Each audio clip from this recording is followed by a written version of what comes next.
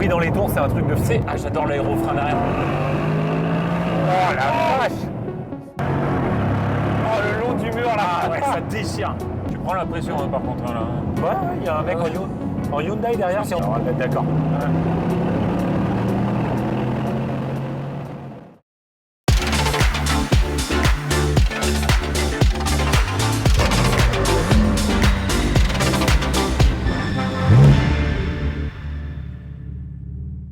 Salut à tous! Et welcome back, bienvenue pour un nouvel essai sur notre chaîne YouTube. Nous revoilà. Nous revoilà avec quelque chose dont les gens nous ont souvent et régulièrement parlé quand même. Puisque c'est vrai que c'est intriguant, c'est une machine particulière, c'est une des supercars des années 2000 en concurrence avec la Carrera GT Elenzo. L'une des voitures qui ont forgé notre passion à nous deux en tout cas, parce que c'est vraiment l'époque où notre jeunesse, 15 ans on lisait sans arrêt la presse, on regardait les émissions. Et c'était les gros mastodontes quoi à l'époque. Ah bah là c'était l'artillerie lourde quoi. C'était l'événement de la décennie, Carrera GT, Enzo et SLR. Exact. Voilà, bon après on en dira un peu plus lors de l'essai, mais en tout cas on a voulu un essai très différent du précédent, tout en étant un peu dans le registre parce qu'il y a quand même écrit McLaren sur cette voiture. Ouais. Donc ça quand même c'est écrit effectivement McLaren. Elle est un peu aux antipodes de ce qu'étaient les concurrentes à l'époque. Et nous, cette version spécifique, c'est une SLR, oui, mais c'est une 722, donc l'un des 150 exemplaires. C'est une série spéciale et c'est pour ça que c'est doublement intéressant de vous la présenter. Donc voilà, dans cette teinte noire, ce look agressif, une voiture qui est assez sublime. Une voiture, encore une fois, passionnelle, hors norme, comme on aime les présenter, comme on aime les avoir ici et comme on aime les vendre à nos clients pour qu'ils découvrent quelque chose d'hors norme. C'est vrai qu'on saute de série limitée en série limitée. Ouais, mais en même temps, c'est parce que c'est notre ADN, c'est ce qu'on aime, c'est ce qu'on aime vendre à nos clients et leur reprendre quelques mois, quelques années plus tard. Et une SLR, aujourd'hui, c'est au même titre que lors de la dernière vidéo avec la McLaren 675 LT Spider, c'est une voiture qui est à la fois sous-cotée, à la fois un peu oubliée, à la fois mise de côté, on ne sait pas pourquoi.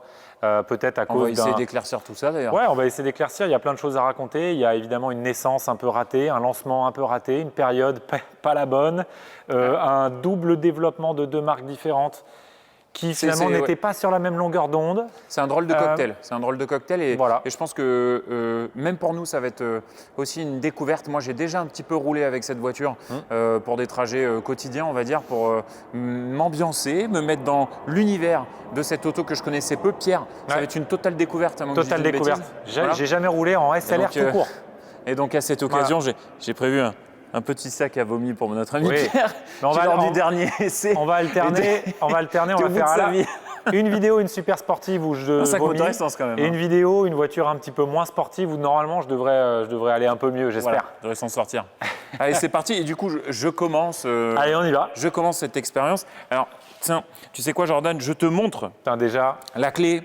Sachez qu'avant toute chose, il y a une dizaine d'années, je roulais en Mercedes Classe A. Qu'un ami m'avait donné, il se reconnaîtra, il me l'avait donné carrément. C'était un cadeau. C'était ma première voiture sur Paris.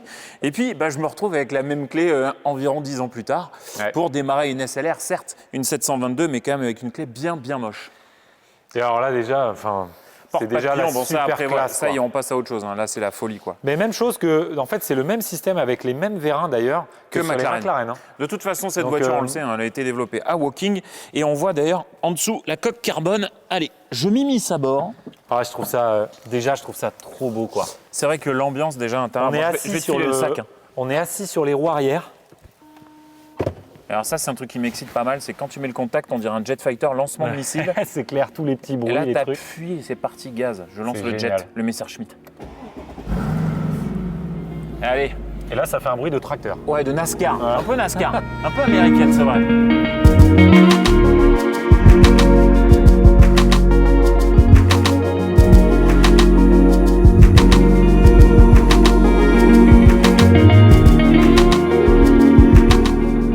Allez. En avant, on nous attend, je pense. Alors déjà, tu sens la direction, elle est lourde. Et sous la pédale d'accélérateur, également, tu sens que t'as pas la réactivité d'un moteur Atmo ou un moteur, tu sais, avec les turbines allégées. Après, le train avant, de toute façon, il est solide. Est un peu lourd. L'auto, en général, est un peu lourde. Bonjour à toi, jeune homme. Salut.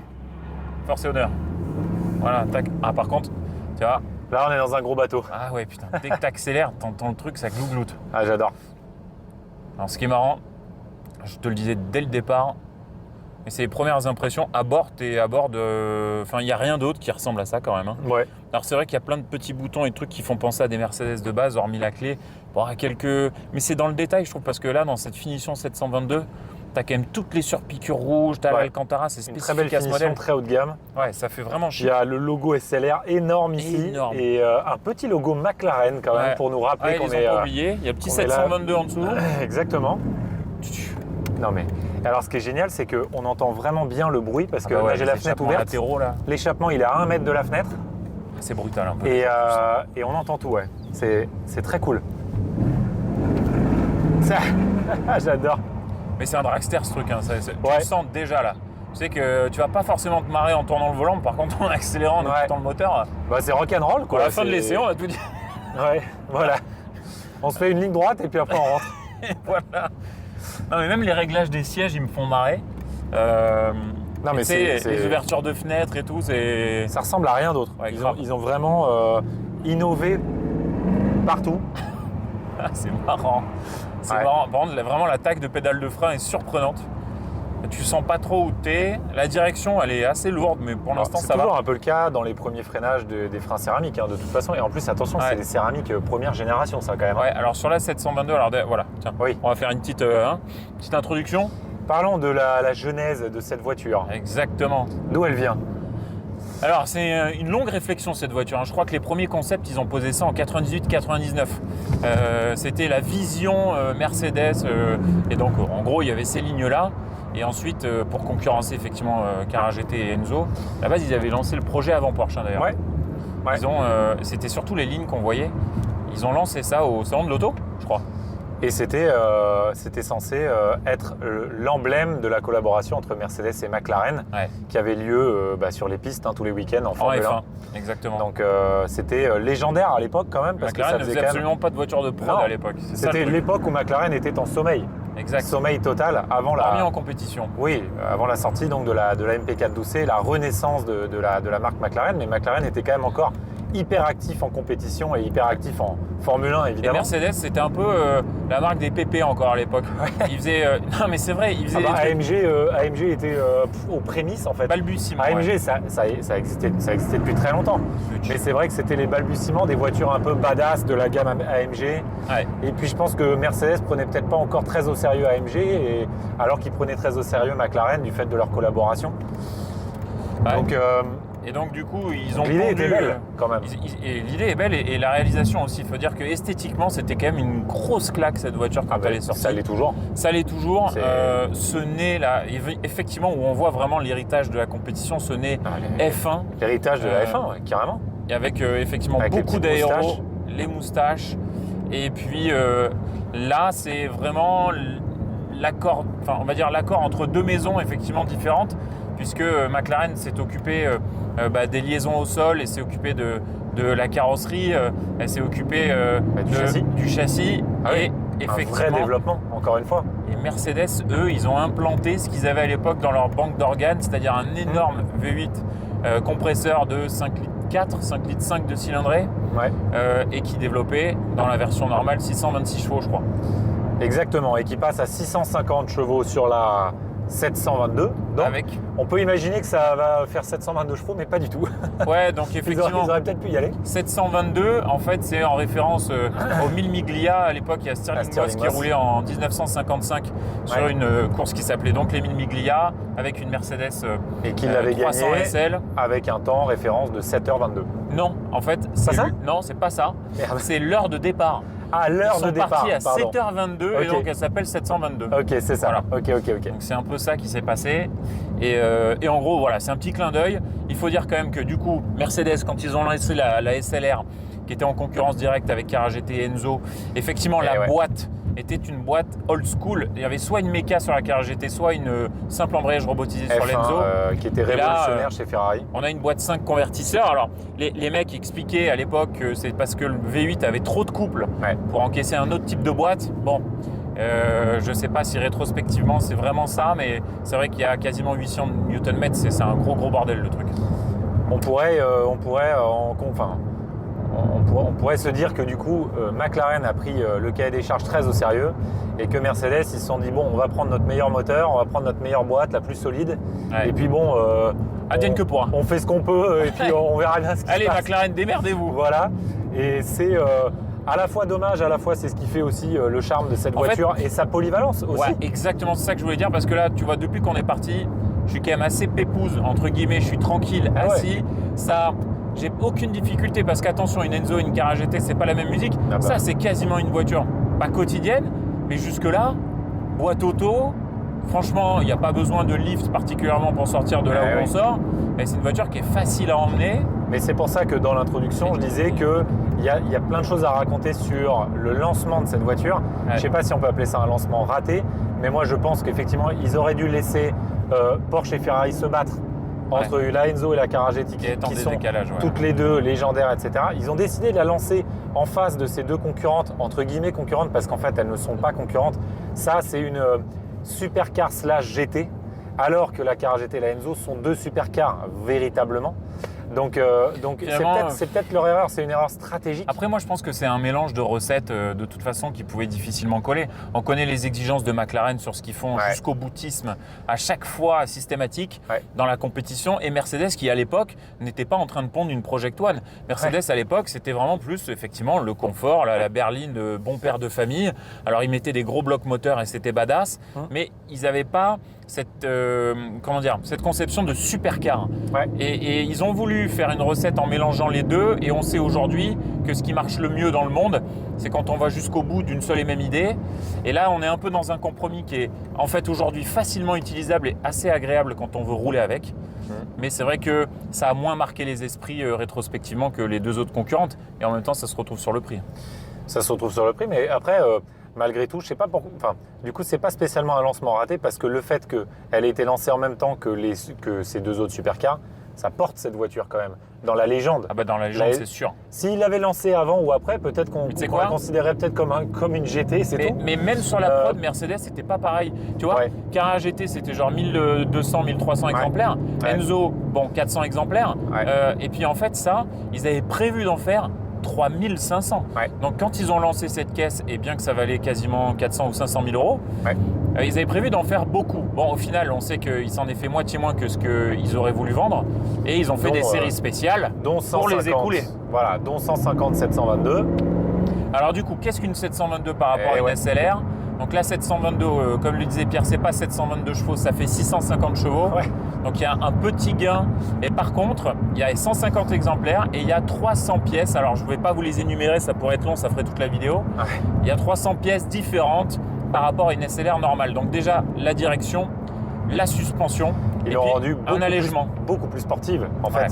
Parce que effectivement, il y a eu, ils ont écouté les reproches parce que cette voiture a été essayée, réessayée. Elle était présentée évidemment en même temps que la Cara GT et la Enzo. Donc du coup, elle était comparée. Et donc forcément, c'était un peu la troisième, elle occupait la troisième position. Donc ça reste un podium, une troisième position, mais c'est vrai qu'elle était derrière les autres en termes de ressenti, de performance, etc. Donc ils ont écouté les critiques et ils l'ont modifiée. Pour le bien d'ailleurs, pour le bien. Exact. Esthétiquement, on verra ensemble dehors quand la voiture sera arrêtée pour vous montrer les quelques différences esthétiques qu'il y a entre une SLR et une SLR 722. Et après, effectivement, ils ont gagné une quarantaine de kilos, ce qui porte quand même cette voiture à environ, je ne sais plus le chiffre exact, mais 1670 environ en termes de poids, ce qui est quand même assez lourd. Mais finalement, comparativement à ce qu'on fait aujourd'hui, c'est pas si lourd. Bien sûr. Et putain, vraiment, on sent que le moteur, il a qu'une envie, c'est d'envoyer les roues arrière en enfer, quoi. C'est clair. C'est waouh. Alors là, ici, vous le voyez avec la GoPro qui est là. Donc, effectivement, on a le volant Alcantara sympa. On a les commandes d'un volant à peu près classique chez Mercedes. On a les petites palettes derrière et la réactivité de la boîte. Et ce qu'elle est, pour l'instant, on la laisse vivre. Et en fait, sur la route, c'est super agréable vraiment pour l'instant. Et même en passager, c'est vrai qu'on est comme dans une. Est-ce que tu te sens bien, GT. Je me sens bien, ça ne tente pas. C'est pas mal, hein. C'est agréable, c'est feutré. Moi, je partirais bien 300 bornes. C'est exactement ce que j'étais en train de me dire. Tout à l'heure, là, pendant qu'on parlait, je me disais, putain, avec ça, je partirais bien en week-end. Mais ça en fait justement, puisqu'elle est quand même considérée comme une supercar. C'est la folie. Elle est quand même considérée comme une supercar, donc ça en fait la seule et l'unique supercar aussi facile à utiliser. Donc un peu le compresseur des fois. Il y a quand même un véritable intérêt avec cette voiture, c'est que on connaît des clients beaucoup de clients qui ont des cars GT à qui on leur a vendu.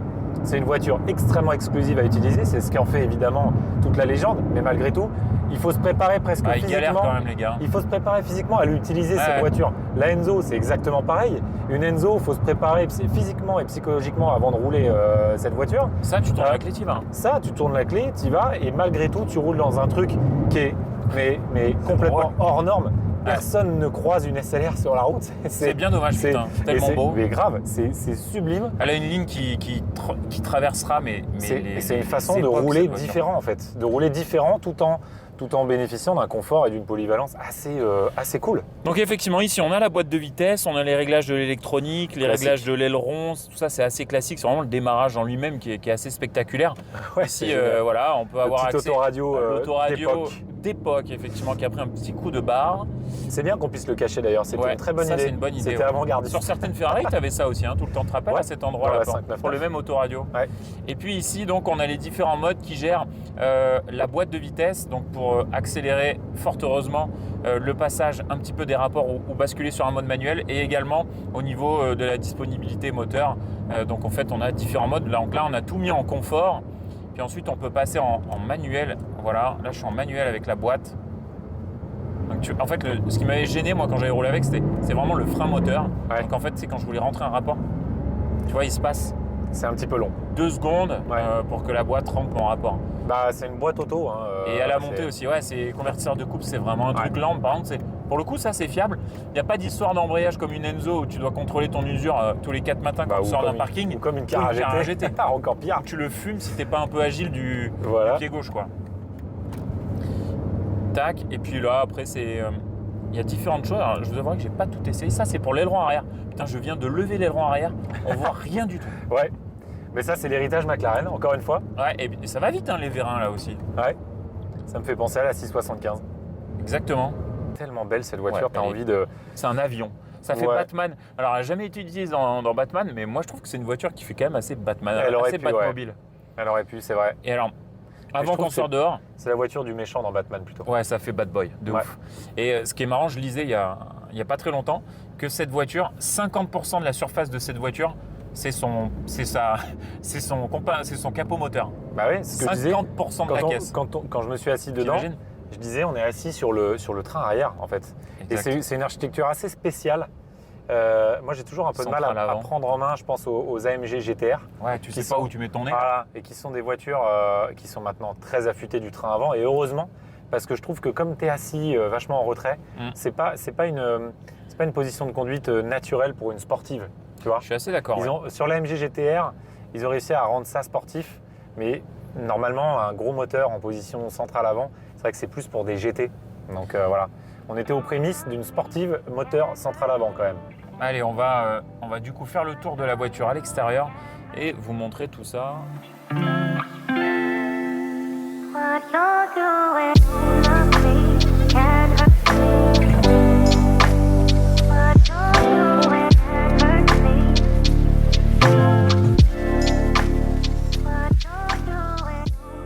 Allez, nous y voilà, on va pouvoir la regarder dans son ensemble et dans les détails, cette merveille, cette beauté. Alors, on a parcouru quelques kilomètres, effectivement, entre le moment où on en a parlé et le moment où on est arrivé. Ouais. Mais au moins, le cadre est là, il fait beau et vous pouvez contempler déjà, dans ce cadre qui finalement n'est pas habituel pour une SLR, les formes sculpturales, avionesques, batmobilesques, je ne sais pas comment on peut dire. Ben on parlait dans la voiture de l'héritage de la Formule 1 et c'est vrai que cette face avant, c'est vraiment la Formule 1 des années 2000-2010 avec le museau ici, les petites moustaches sur le côté, le carbone partout, l'aéro qui commence dans ces années-là. Et alors de l'aéro dans l'automobile, il y en a toujours eu bien sûr, mais c'est vrai que ça a commencé à beaucoup travailler en soufflerie à l'époque, au début des années 2000.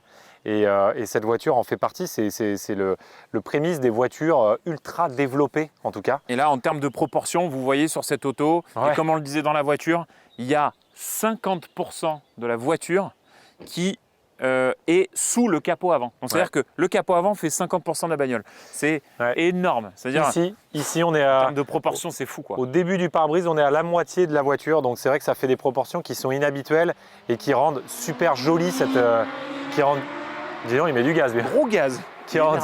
qui rendent super jolie cette voiture, et tout en étant atypique et tout en conservant du dynamisme, hein, comme on le disait tout à l'heure. Donc c'est quand même un moteur central avant, un moteur assez lourd, donc on peut s'attendre à ce que le train avant soit pâteau, handicapant, ce qui n'est pas le cas parce que justement sur la 722 ils ont beaucoup travaillé le train avant. Ouais, et puis c'est une implantation, cette auto. C'est une implantation centrale avant, donc c'est pas avant. Et donc pour comparer une SLR par rapport à une SLR 722, ça se passe déjà sur cette lame avant qui est spécifique et qui va générer plus d'appui. On ne sait pas exactement combien, mais ça a été travaillé effectivement pour que l'auto soit plus assise en termes d'aéro. Ça gagne, attention, 3 km/h pour temps, puisqu'il y a un peu un gain de chevaux, donc je crois qu'on a 337 ou 334, bref, ça c'est pour la blague. Mais effectivement, l'avant est plus appuyé, et puis ensuite, ce sera plutôt à l'arrière qu'on verra effectivement le diffuseur spécifique ainsi que quelques éléments jantes d'intérieur. Spécifiques qui sont des jantes forgées. Qui ont permis aussi de gagner du poids. Et il y a les freins céramiques qui sont plus gros. Oui, bien sûr. Donc la taille des galettes des freins céramiques sont effectivement plus imposantes pour permettre de stopper l'auto parce que effectivement ces freins sont, comment dire, tellement importants étant donné que la boîte a difficilement du frein moteur étant donné qu'elle est un petit peu lente. Il faut pouvoir se faire confiance à nos amis les freins pour pouvoir stopper quand même le poids de l'auto. Et moi, pendant qu'on est là, j'insiste un peu quand même sur le design. Les échappements latéraux. Qui participent quand même au plaisir et à l'identité sonore carrément de cette voiture. Tout à l'heure, on mettait stylistique et sonore. On mettait un peu de gaz. Il suffit de baisser un tout petit peu sa fenêtre pour avoir un bruit qui vient directement du moteur et de la ligne d'échappement qui est très courte, qui d'ailleurs doit permettre quand même de gagner du poids parce qu'une ligne d'échappement aussi courte plutôt que d'aller jusque là-bas, c'est quand même plutôt bien pensé. Donc, et je trouve que c'est bien intégré et ça permet d'avoir un arrière qu'on va justement regarder. Qui est pur en fait, il y a juste un gros diffuseur en carbone et qui n'est pas pollué par des grosses sorties d'échappement parfois qu'on peut trouver un peu disgracieux sur certaines voitures. Je te bloque un peu parce qu'effectivement je voulais parler de ces portes en élytre héritage effectivement. Alors d'une part de la 300 SL, un petit peu, et effectivement aussi une technologie qu'on retrouve sur toutes les McLaren maintenant. Donc ces portes, c'est un héritage stylistique et historique. C'est vraiment extrêmement stylé. Alors les 300 SL, c'est vraiment porte papillon. Oui, bien sûr. Là, c'est élite, mais c'est vrai que ça ressemble. Ça se ressemble énormément, c'est clair. Et puis cette arrière qui est donc cette poupe maintenant, qui est très courte. Vraiment compact avec ses feux qui sont assez énormes finalement comparé au code stylistique qu'on a aujourd'hui, et cet arrière qui est arrêté, qui du coup n'a pas de ligne d'échappement et où on voit du coup très bien le travail aéro et le diffuseur spécifique qui est issu de la SLR 722 qui a été développé spécifiquement. Et enfin la seule et unique trace du développement conjoint de ces deux marques. McLaren, c'est marqué là. Sinon, il n'y a que des logos Mercedes à l'avant et à l'arrière. Mais là, on voit bien qu'ils ont bossé sur cette auto. Et c'est toujours extrêmement moderne, hein, je trouve. Alors, encore plus sur la 722 avec un gros diffuseur. Aujourd'hui, des diffuseurs, on en voit sur toutes les voitures. Même sur des 4x4, il y a des diffuseurs. Ça paraît dingue, mais bon, voilà. Là, il y a un vrai diffuseur qui est utile, qui est tout en carbone. Et je trouve que la voiture n'a pas vieilli. Même, comme disait Silver, les phares sont un petit peu gros, mais ils sont quand même bien intégrés. Des feux à LED. Ils sont fuselés. C'est super joli. D'ailleurs, en parlant de fuselage, il y a quand même un aérofrein. Qui se lève. Aileron sur vérin, donc qui se déploie vraiment. Exactement, à la verticale lorsqu'on freine. Alors, en position sport, c'est exactement comme sur les McLaren. D'ailleurs, je pense que ça, c'est aussi la patte McLaren. Quand on met le mode sport, il se lève qu'à moitié. Et ensuite, quand on freine bien fort, il se lève comme ça. C'est hyper impressionnant, c'est super joli. Il faut savoir que tous les panneaux de carrosserie de cette voiture sont en carbone. Donc voilà, c'est quand même de la techno à fond. La monocoque donc est en carbone, mais aussi les panneaux de carrosserie. Et en fait, quand on se rapproche du coup et qu'on veut rentrer à l'intérieur, on voit très bien la baignoire en carbone parce que sous nos pieds, à l'avant, tu pourras le filmer ensuite en dessous du sac spécifiquement réservé à Pierre, la coque en carbone. Et effectivement, à l'intérieur, il y a une profusion d'alcantara et de cuir. Et il y a les petites surpiqûres rouges qui font la différence avec le logo 722 qui prouve qu'on est bien à bord d'une 722 et pas d'une SLR normale. Et je trouve que on est un peu comme dans une voiture de course avec un faut petit voir cockpit, la gueule que ça, comme une petite bulle. C'est vraiment impressionnant parce que cette voiture donne une sensation de longueur. C'est une voiture assez longue quand même, mais le cockpit est tout petit. Il est placé, comme je disais, sur les roues arrière. On est assis sur les roues arrière, donc c'est pas banal comme ressenti. Il faut s'y faire. Il faut apprendre à connaître la voiture avant de mettre un peu de gaz. Ces baquets sont sublimes aussi, hein. Ils sont bien intégrés, ils sont en carbone, ils sont en réglage électrique, c'est là où on voit encore la patte Mercedes. Tu pourras montrer tous les boutons de réglage spécifiques qui sont à côté des sièges. Avec il y a un frein à main à l'ancienne, quand même manuel, et ça c'est encore assez cool. Voilà, et on va pouvoir vous ouvrir un petit peu. On va notamment vous ouvrir la partie avant. Ça va, elle est solide. Pierre, je te laisse tirer le... Alors là, ça va être cocasse. Hein. Ouais, puis en plus, c'est chaud. Hein. Donc attention. Hop, voilà. Donc, pour me souvenir, où est-ce que ça se trouve? Je me souviens plus. C'est là. Voilà. C'est juste que j'ai pas assez tiré, j'ai pas osé. Donc on bascule une première fois vers l'avant. Et voilà. C'était pas très élégant, je pense, ma petite position là, comme ça. Et puis voilà, on bascule vers l'avant, cet immense capot avant. Franchement, on en a vu des voitures, mais la position, enfin le mouvement du capot, je pense que j'en ai jamais vu comme ça. Ouais, et le nez de cette voiture, il est immense. Et alors, on parlait tout à l'heure du prix des pièces de cette voiture. On comprend pourquoi ça coûte une fortune. Tous les éléments sont en carbone. Le capot qui fait, à mon avis, il fait 4, 5, 6 mètres carrés, je pense. Ah, il est de carbone. Imposant. C'est hyper impressionnant. Et puis on voit une bonne vieille mécanique quand même. Parce qu'on voit la taille du bloc, on imagine le poids et les contraintes que ça a imposé à McLaren d'implanter un truc pareil dans une auto qui est normalement considérée comme une supercar. On voit bien que entre la taille du compresseur, la taille du moteur, c'est un truc qui est très très solide. Mais donc, on constate quand même la position basse, centrale avant et assez basse parce que l'axe des roues est juste là. Le moteur est plutôt sous le pare-brise, donc ils ont quand même travaillé pour une voiture équilibrée. Et comme à leur habitude, là vous voyez la petite signature de l'ingénieur à Falterbach qui est venu apposer l'inspection finale du bloc moteur. Ouais. Cette voiture, franchement, en design, c'est quand même assez proche d'une œuvre d'art de toute manière. Ah, et puis là, tout ouvert avec les portes comme ça, là, putain, c'est quelque chose. Hein. On a l'impression qu'elle va s'envoler. Grave. C'est vrai qu'on dirait qu'elle va décoller. Ouais. Alors, j'aimerais ouvrir le coffre. Tac. Et ben voilà. Au cas où. Et là, c'est pareil. À l'intérieur, hormis le petit bidon que vous voyez là, on voit tout le travail en carbone au niveau de la coque. Et on parlait il y a de la place, de l'agrément routier de cette voiture. Et franchement, il y a de la place. L'habitacle n'est pas minuscule, on s'y sent bien. Le coffre, il est super large, même pour mettre des sacs, des bagages. C'est assez facile. Et alors, encore une fois, ça pèse que dalle. Tout est hyper léger. C'est vraiment impressionnant. Les vérins sont Mercedes, pour le coup. Ouais. C'est marqué dessus. Alors, on l'achète cette voiture ou on l'achète pas? Bah, on l'a déjà acheté. Par contre, si quelqu'un veut l'acheter, ouais. Et puis on va rebasculer donc le capot et on va aller faire un petit tour. Tac. C'est quand même vraiment une mécanique. Et là maintenant, faut pousser comme ça. Et ensuite, enlève tes doigts. Vas-y. Et voilà. C'est quand même une mécanique qui est jamais vue. Hein. C'est terminé. Putain, mais qu'est-ce que c'est beau. Et même la peinture, alors c'est une peinture spécifique, elle est noire, mais il y a des paillettes rouges, des paillettes bleues, c'est très très joli. Il y a eu assez peu de 722 noirs, elles étaient beaucoup en gris. Et ça lui va bien parce que les jantes des 722 sont noires. Très badass quand même. Et je trouve que ça fait un peu, sur les grises, ça a tendance à faire un peu tuning. Tu sais, le prolongement de la ligne, tu vois, tu la pars du début jusqu'à la fin, c'est un seul trait. Alors on parlait de l'esthétique et on parlait tout à l'heure des hommages à l'historique de Mercedes, notamment de la 300 SL. Tout ça c'est des hommages à la SLR même de l'époque qui était conduite par Stirling Moss. On retrouve ici les esthétiques avec les petits morceaux d'aluminium comme ça, comme taillés par le vent.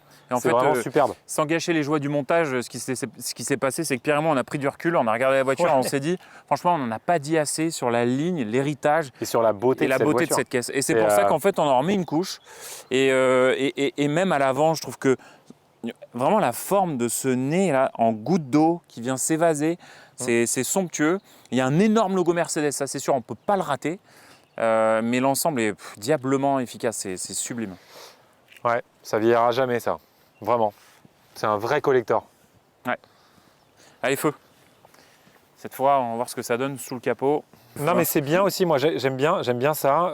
Notre Aston Martin l'a fait depuis fort longtemps, faire disparaître les poignées de porte. Ah ouais, c'est élégant, tout est. Moi je trouve ça, une poignée de porte c'est moche sur une voiture. Et notamment Mercedes les fait beaucoup, tu sais, les vieilles poignées à alu là. Qu'on a sur les GT. Là, on a une voiture qui est fluide. Tu appuies juste là, ça s'ouvre. En plus, les vérins là, sont ultra efficaces. Il ne faut quand même pas laisser traîner son menton, je pense. Ouais, son fils aussi. Et, oui, et à l'intérieur, on n'en a pas beaucoup parlé quand même de l'intérieur. Ouais. Mais c'est vrai que, en plan détaillé, on pourra voir effectivement ce côté GT et en même temps sportivité qui est admirablement mélangé à l'intérieur. On est bien installé, on est moins allongé que dans les McLaren modernes, on est plus assis quand même. Mais effectivement, on retrouve quand même les gimmicks de toutes les sportives aujourd'hui, c'est-à-dire du carbone, de l'alu, de l'Alcantara, beaucoup d'Alcantara là. Et les belles surpiqûres rouges avec les fonds de compteur rouges. Et malheureusement, certains Komodo basiques quand même. C'est vrai que le maniement des phares, la petite molette, ce genre de choses. Ouais, après, c'est l'héritage de la grande série. Après, on ne peut pas tout avoir. On sait que c'est Mercedes exactement, qui fait cette auto. Je trouve qu'on ne peut pas tout avoir. Malgré tout, ils ont pris des morceaux spécifiques avec de l'aluminium qui font un peu néo-rétro. Je trouve que c'est quand même assez bien choisi. La qualité des cuirs. Et puis voilà, il ne faut juste pas oublier que cette voiture, elle a 20 ans. C'est pas, quasiment 20 ans. Donc donc c'est un petit peu normal. Je trouve que déjà pour une voiture de 20 ans, ça a extrêmement bien vieilli. Mais quand tu compares à une Carrara GT et une Enzo, tu as quand même là, tu as le Bose, tu vois, il y a quand même des éléments de confort qui sont assez importants. Et d'ailleurs, pour comparer encore une fois avec les Carrara GT et Enzo, alors la Carrara GT c'est vraiment à part, je trouve qu'il n'y a absolument rien qui a vieilli, même l'intérieur c'était tellement avant-gardiste. Enzo, ça colle. Mais une Enzo c'était beaucoup plus typé course, ils ont fait une sorte de voiture de course pour la route. Donc on lui pardonne d'être hyper archaïque à l'intérieur, mais une Enzo à l'intérieur, ça a extrêmement mal vieilli. Ça a extrêmement mal vieilli. Donc je trouve que si on devait avoir un podium, là encore une fois, refaire le match, Carrara GT peut-être numéro 1. La Carrara GT numéro 1, la SLR numéro 2, je trouve. En fait, il faut ça fait très moderne, ça fait encore aujourd'hui, je trouve ça pas tant vieilli quand même. Non, mais ces voitures, il faut les étudier. C'est bien de les étudier quand elles sortent, mais c'est bien de les étudier aussi dans le temps. Et aujourd'hui, maintenant, on a ça a bien vieilli. À l'intérieur, en fait, il n'y a aucun bouton qui colle, rien n'est cassé. Enfin, on sent que c'est solide, quoi, en tout cas. Moi, ce que j'adore, c'est vraiment ça. C'est lever la gâchette là. Ouais. Alors ça, c'était exceptionnel à l'époque. Côté Jet Fighter, vraiment, j'adore. Hop, je descends là-dedans. Comme là, tu laisses traîner ta jambe, ça fait un barbecue, je pense. Allez.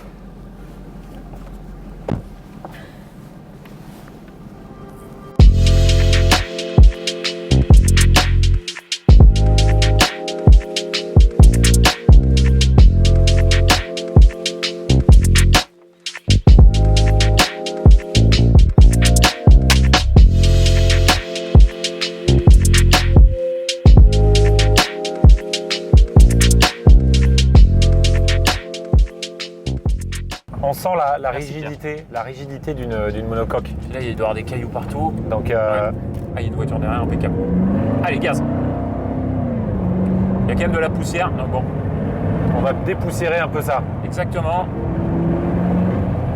Ouais, ça va devenir un peu intéressant. T'es en manuel, Ouais, je suis tout juste là. Ouais. Et la moto, voilà. De Dieu. Ça met du gaz quand même, ce moteur. Alors là, ça prend 7000 tours minute maximum. Voilà, le rétrogradage est un peu lent, mais par contre la direction elle est assez franche. Ouais. Et on sent pas trop le poids. Putain. Entre le bruit du compresseur et le bruit de l'échappement latéral, ça marche quand même. C'est vraiment violent. Alors le rétrogradage c'est lent quand même. Wow. Putain, le bruit dans les tours c'est un truc de fou. Et puis moi je pense à passer le rapport. Je me dis ça va passer plus tôt, puis en fait ça continue à monter. Il faut l'anticiper un peu. Il faut l'anticiper, faut l'anticiper grave. C'est un dragster. C'est un dragster, Mais ça il va pas mal quand même. Ouais, c'est vraiment surprenant. Bon, le frein, c'est... L'attaque de pédale et vraiment tu verras, c'est un peu bizarre. Tu sens pas grand chose. On disait lors du dernier essai dans une McLaren donc que à la fois le conducteur profite de tout le ressenti du châssis monocoque et tout ça, mais ça distille beaucoup de sensations aux passagers. Et c'est vrai que là, moi en passager, je ressens la rigidité et la précision quand même du châssis. Ouais, elle est bien calée quand même. Je suis assez agréablement surpris. Le seul défaut que je trouve, ça marche, c'est la boîte. J'adore l'aérofrein derrière. Oh la vache! Non mais le bruit, c'est un truc de ouf. Le frein, faut faire gaffe quand même, je te le dis. Et l'aéro derrière, je le vois. Tiens, il est balèze le truc. Ouais, il va falloir que je fasse demi-tour parce que là, je m'emballe, je pense. J'adore faire ça là. Putain, c'est agréable quand même. Par exemple, tu vois, j'ai appuyé. Ouais. Ça se joue au couple en fait. Faut pas trop jouer avec la boîte. Et puis en plus maintenant, faut pas oublier, c'est une boîte qui a 20 ans. On a oublié la lenteur des boîtes de l'époque. On sait pas. C'était pas une mauvaise boîte auto à l'époque. C'était pas si mal, je pense. Ouais. En direction, je trouve ça bien calibré. Tout Dieu.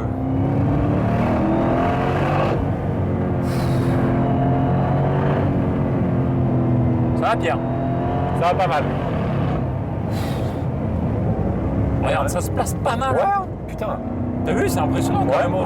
Un gros bout de bois sur la route là, juste après. Là. Ouais. Il est à l'aller aussi, ouais.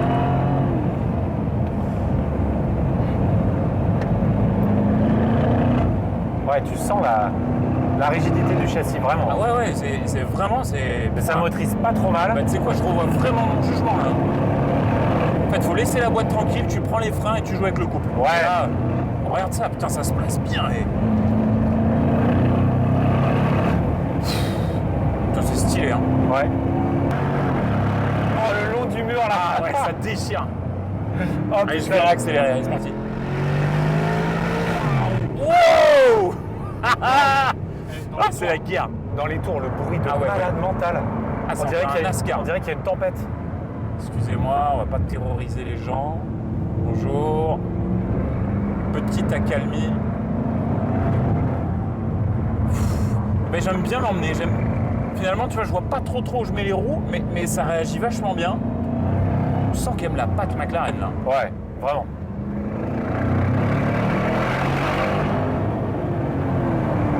Ah, la boîte est lente, mais bordel, c'est bon. Il n'a pas commis de temps, mais il a marché. Et franchement, il est pas malade cette fois, alors moi je comprends plus rien. Tu as fait la blague du sac? Ouais, je l'ai faite, ouais. Ok. On me demande même si je fais mes blagues maintenant. T'as eu la prod un peu comme elle met la pression? T'as montré ou pas les petits espaces de rangement, mon cher Pierre? Pas du tout. Eh ben alors? Donc je vais devoir me contorsionner. Pour encore une fois montrer la capacité appui sur le bouton. Ici en haut, on peut ouvrir cet espace-là. Et dans cet espace-là, mais c'est bien profond en plus, on peut mettre un petit thermos avec du thé, du café, tout ça. Hein. La glacière. La glacière, le La pique-nique. glacière avec les sandwichs. Là, vous avez aussi un espace, bien évidemment, où on a rangé notre espace pour l'enregistrement et le micro. Donc c'est une familiale. Le volant est assez ergonomique, tout en étant un peu grand quand même. C'était pas encore les générations de volants tout petits avec les mets plats. Là, c'est un volant bel et bien rond. Mais tu sais, avec l'emplacement des pouces et tout ça, c'est assez. Ouais, à droite, c'est bon. C'est assez bien. Et à gauche, c'est bon. Je suis en manuel là. Hein. Alors non, t'es en drive, c'est marqué D à gauche. Ouais. Bon, faisons une petite. Alors, ouais, fais une petite prise en main. Petite prise en main, en drive, tranquille. Exactement, mon cher Pierre. Hop. Voilà, on y va mollo. Il est jamais trop tard, SLR. Ouais, ça passe. Oh le P.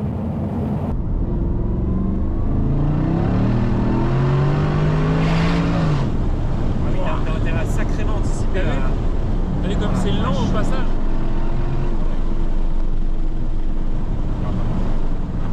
Le couple qu'il y a. Ah mais le couple il est colossal. Wow, et t'as vu le frein moteur aussi? C'est vraiment impressionnant. Ouais. Ah ouais non mais ça cogne quoi. Il cogne le moteur. Ah ouais. Tu sens qu'il te prend et puis il t'arrache quoi. Ben, en roulant cette voiture, Ouais. je regarde un truc, c'est que ça fait quelques mois qu'elle est là. Ouais. Et qu'on s'en est Jamais servi. Ouais. Et pourtant, c'est une voiture qui peut être utilisée Ah bah carrément. tous les jours. Enfin, Voilà. celui-là il sert bien. Impeccable. Mais c'est vrai que c'est précis hein, quand même. Hein. T'as vu, c'est pas mal. C'est Étonnamment. surprenant. C'est surprenant de précision. Putain, j'avoue, la direction, elle est bien. Elle est bien. Hein. Ah bah. C'est vrai que le SP est très présent quand même. Hein. Ah non mais là ça clignote tout le temps. Les Tu peux pneus essayer de sont- l'enlever mais les pneus de 2013 Ah ouais. On va pas... ouais, c'est un peu poussé mémé dans les orties. Putain, le couple là. Ah bah le moteur t'as l'impression qu'il peut te sortir de n'importe quelle situation tu sais. Ah ouais, ouais. Une c'est- dune ou Ouais. ou une montée ou Non, mais c'est un tracteur bateau. Un moteur de tractopelle. Ouais. Ah. Ouais.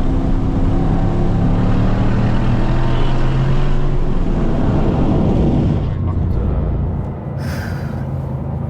Les cheveux ils ont pris un coup. faut quand même anticiper la boîte, ouais, c'est vrai, mais Ouais. Je suis d'accord. ouais, c'est étonnant. Pouah. Ah mais le moteur comme il reprend là. Ça donne envie de jouer en fait. Ouais. Oh là T'as vu, là. elle pivote un peu. Ouais. Tac tac. Ah, c'est drôle. Putain. putain, et la direction Elle est bien. Hein. est légère quand tu mets un peu de gaz. Ouais. Elle est beaucoup plus légère. Oh là là là là là là. Putain. Ouais, t'as sans arrêt envie de relancer avec ce moteur. Ah, c'est drôle. Ouais. Ça en devient ludique. Ah, et quand tu roules doucement, elle te donne une sensation un peu de poids, un peu de lourdeur. Et en fait, quand tu commences à mettre du gaz, quand tu commences à jouer avec, elle est beaucoup plus légère. Ouais, finalement, elle est équilibrée comme auto, je trouve. Ouais.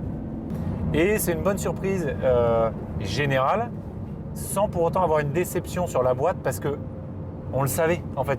Ouais, tu le sais, c'est toujours un peu handicapant. Eh oui. Mais en fait, elle permet de faire plein de choses, cette boîte aussi. Donc c'est pour ça qu'on ne peut pas vraiment lui tirer à balles réelles. Tu vois, je trouve qu'il faut lui donner... on le sait, on l'accepte, du coup on peut l'utiliser. Et quand vraiment on roule vite, ok, c'est un peu embêtant. Mais il y a tellement de couples que finalement tu te dis, ok, tu sais quoi, je vais me mettre en troisième plutôt qu'être en 2. Ouais.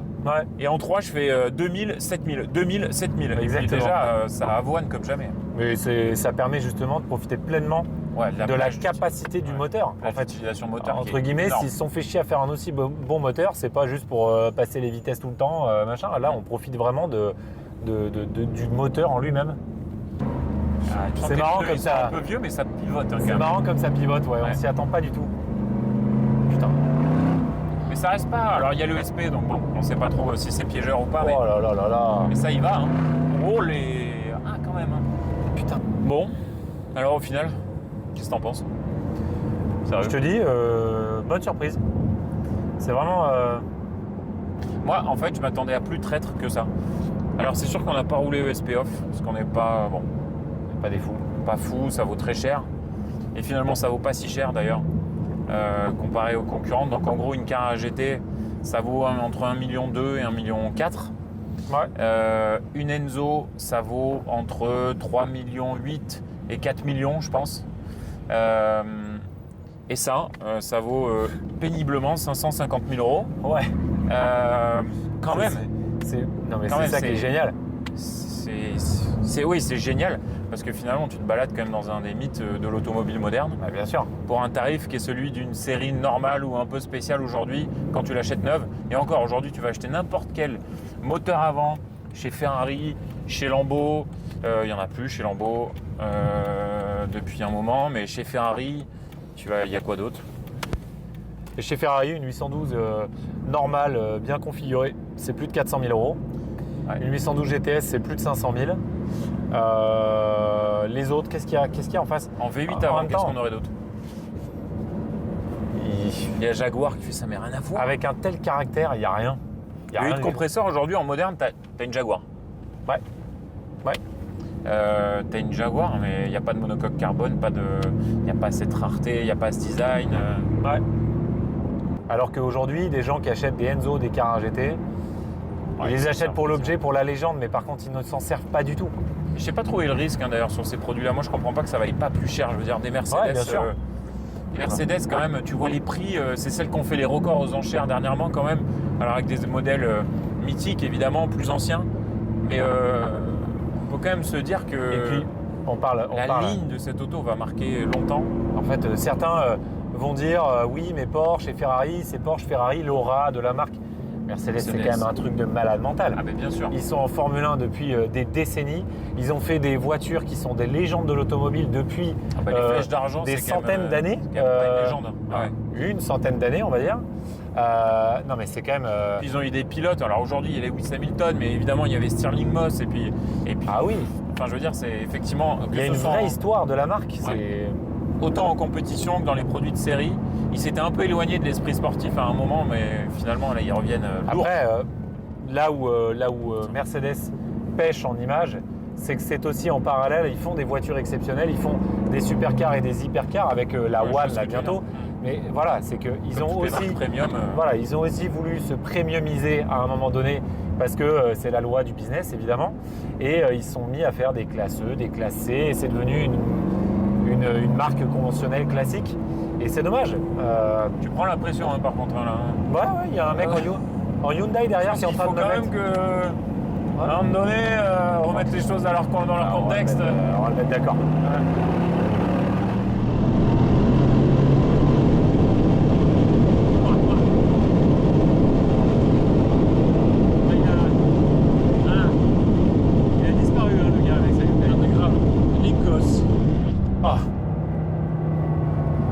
la dépressurisation de la cabine.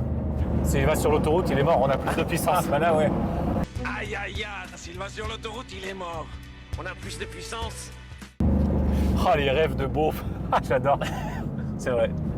On va prendre la route du retour, mais en même temps, c'est des routes qui sont assez sympas. Allez, nous voilà de retour. J'ai pas été malade. Pourtant, il y avait quand même vraiment Il y avait de quoi beaucoup de quoi, oui, bien sûr, mais beaucoup de bonnes surprises sur cette voiture. Ouais. Parce que même si on pouvait partir avec certains a priori, on a évidemment lu beaucoup de choses sur ces voitures. Les SLR, le problème de la boîte, énormément de choses. Malgré tout, on sent la patte de McLaren sur cette merveille. La monocoque. La polyvalence malgré tout, mais, voilà, moi, une pour certaine tempérer, efficacité quand même. Pour tempérer ce qu'on vient de dire, effectivement, c'est que si on reprend les essais d'époque, en gros, on se replonge effectivement en 2005 par exemple, où il y avait le comparatif Cara GT Enzo et SLR. Effectivement, il était facile de tirer à boulet rouge sur cette boîte de vitesse. En fait, c'était la proie facile. C'était la proie facile. La voiture en elle-même. C'était un vœu de performance ultime. Et en fait, aujourd'hui, avec le recul, on sait que de toute façon, c'est compliqué d'utiliser une Carrera GT, c'est compliqué d'utiliser une Enzo. Finalement, c'est des voitures qui s'utilisent quasiment plus. Et ça, c'est la seule des supercars restantes qui est vraiment facilement utilisable parce que justement, elle n'a pas été poussée à fond dans son utilisation de supercar, ce qui l'a rendu coup utilisable. Et en fait, on se balade avec un mythe roulant, mais on peut vraiment se balader avec. Et ça, c'est vraiment le point qui est génial dans cette caisse. Et effectivement, quand on la roule, quand on l'emmène, on comprend que en fait, les performances la situent dans un niveau qui est stratosphérique grâce à ce moteur. Et finalement, la conception, grâce à McLaren, la situe aussi dans ce niveau. Et cette boîte qui l'avait desservie aujourd'hui la sert, aussi étonnant que ça puisse paraître, parce que du coup, ça la rend facile à utiliser. Voilà, ce sera ça ma conclusion. Plutôt pour moi. que d'utiliser l'incohérence de la collaboration entre McLaren et Mercedes. Aujourd'hui, on peut en tirer à des fins négatives. En fait, il faut s'en servir à des fins positives, justement, avec tout ce que tu as dit. Ça apporte une certaine polyvalence à une supercar. Et une supercar, par définition, normalement, n'est pas polyvalente, n'est pas facile à utiliser. Donc, c'est une sorte d'hybride cette voiture, mais super intéressante. Puis il n'y a qu'à voir la ligne, hein. Vous voyez par vous-même, on est à côté, on fait un peu de tâche. C'est ce que j'allais dire. En plus d'avoir une voiture qui est absolument sublime, qui est hyper élégante, contrairement à, parce que c'est vrai qu'une Carrera GT ou une Enzo, par exemple, pour reprendre encore ces exemples, c'est pas c'est joli, évidemment. Ouais, une Carrera GT, ça va. C'est vrai qu'une Enzo, c'est plus démonstratif. Il n'y a pas une recherche d'élégance. Là, c'est quand même le long capot, on dirait un truc de film. Vraiment, on l'a déjà dit lors de l'essai. Mais bon, en tout cas, bref, très belle surprise. Belle surprise, même à la conduite, même en l'emmenant vite. Voilà. Moi, c'est vraiment là où je l'attends pas du tout. Et finalement, à vitesse usuelle, c'est une voiture qui se comporte un peu comme une autre. C'est assez facile, c'est plutôt confortable. Et puis quand on l'emmène vraiment vite, on se dit « Ah, quand même, il se passe un truc. » Et moi, ce que je ressentais au volant, c'est que, je l'ai dit au volant, mais quand plus tu lui demandes d'aller vite, plus elle est efficace, plus elle est incisive. C'est très bizarre, mais à bas rythme, tu la sens un peu lourde. Tu peux lui reprocher plein de choses. Tu la sens pataude un peu. Voilà. En fait, à bas rythme, elle est ce qu'elle pense. À bas rythme, c'est une Mercedes. Et dès que tu t'énerves un peu, elle se transforme en McLaren un peu, tu vois. C'est vrai. C'est vraiment deux aspects vachement intéressants. Et alors, pour parler d'un autre aspect, on en a parlé un peu dans la voiture, mais c'est certainement la supercar la moins chère du monde, en réalité. Aujourd'hui, c'est une voiture qui coûte le prix d'une… On ne peut pas lui reprocher sa rareté en plus, parce que nous, on a une 722. Bien sûr, c'est une 722, mais ça se situe en budget, ça se situe entre une 812 coupé et une 812 GTS, qui sont des voitures de grande production. Alors effectivement, il y a un V12 Atmo, on peut trouver plein d'intérêts à acheter. Là, c'est une monocoque carbone, une coque carbone. Enfin, et puis voilà, et puis là, cette voiture, elle est rentrée dans la légende de par sa génération, de par sa date de sortie, de par les voitures avec lesquelles elle a été comparée. Une 812, aussi, ça a été comparé à quoi à rien en fait. C'est la GT. Tu vas te faire des potes. Des potes, le Pierre. Non mais c'est vrai, c'est méchant, mais la 812, c'est une super GT, mais de grande production. Ça, c'est de la méga petite production avec un développement exceptionnel. Si tu compares ne serait-ce qu'avec une TDF, une GTO, n'importe quoi. Voilà. Encore une fois, c'est vrai qu'il y a d'autres marques que les grandes marques qu'on connaît tout le temps et qu'on répète à longueur de journée, Porsche et Ferrari. Il y a autre chose en dehors qui sont des choses extrêmement intéressantes.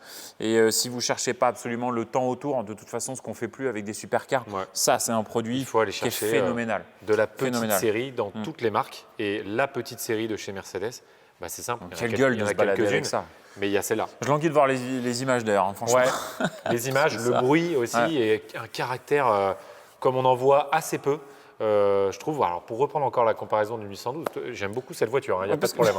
Mais c'est pourtant un plus petit moteur, ça a beaucoup plus de caractère qu'une 812. C'est beaucoup plus excitant à utiliser, alors que c'est beaucoup plus ancien. Bon, la boîte est évidemment moins efficace, mais bon, il faut arrêter de parler de cette boîte en fait, parce que… Bah si, il faut en parler parce que tout le monde parle que de ça. Alors, voilà. Oui, mais il faut en parler pour casser. Pour dire que finalement, c'est pour ça qu'elle s'utilise bien. Ouais. Voilà.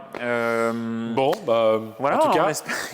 un bel essai encore. C'était un bel essai. Pour nous, finalement, c'est bien. On met un peu plus le doigt sur chaque auto. On est capable d'en parler encore un petit peu plus que ce qu'on savait déjà. Donc pour nous aussi, c'est bénéfique ces vidéos. Mais pour nous aussi, c'est des découvertes. On fait des essais. Parce que là, on a quand même roulé bien 2-3 heures et dans pas mal de conditions différentes. On fait des essais de voitures qu'on ne connaît pas particulièrement parce que déjà, il faut que ce soit des voitures qui nous appartiennent à chaque fois. Et bon, des GT12, des SA Aperta, des 722 comme ça ne nous appartient pas 3 fois dans l'année. Donc voilà. Mais surtout, donc, on n'a pas l'occasion de rouler régulièrement avec ces autos. Donc on est content de le découvrir et de partager cette découverte avec vous. Encore une fois, comme on le disait dans l'introduction, c'est parce qu'on aime faire découvrir ce genre de choses et qu'on aime nous aussi découvrir ça parce que c'est notre passion en fait, c'est ce qu'on aime. Non, c'est top. Et on espère qu'on vous a transmis toutes les émotions qu'on a pu ressentir. On a été assez précis, technique, sans trop l'être, j'espère, et que ça vous a plu. On va enchaîner bientôt, bien évidemment, sur d'autres vidéos. N'hésitez pas, comme d'habitude, à nous dire quelle voiture vous plairait, et puis à commenter et dire ce que vous en pensez. Abonnez-vous, commentez, donnez-nous votre avis et puis suggérez-nous d'autres voitures, comme d'habitude, pour les prochaines vidéos, parce que là, on a 2-3 idées déjà, mais bon, on a quand même besoin d'aide. Et à l'avenir, on essaiera de mettre des pneus qui soient… Ouais, un peu plus anciens. Un peu plus moderne, putain. Un peu plus ancien pour que ça glisse encore plus. On ne va pas partir de la rue de Champlain, c'est-à-dire qu'on va rester sur place. Voilà, donc n'hésitez pas. Merci à tous. À très bientôt, à la prochaine. Et à bientôt. Merci à vous. Ciao. Ciao.